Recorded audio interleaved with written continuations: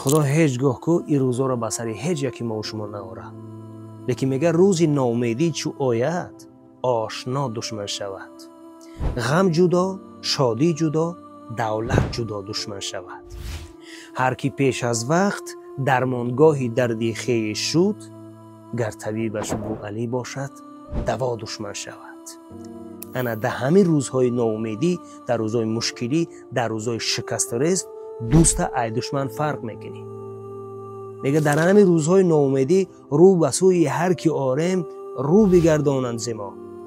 بخت چون گردد زبون بر تن قبا دشمن شود. الله از قلبهای ما آگاه است. نیست مخفی بر دل ما بر کسی هیچ دشمنی. هر کی با ما دشمن است او با خدا دشمن شود.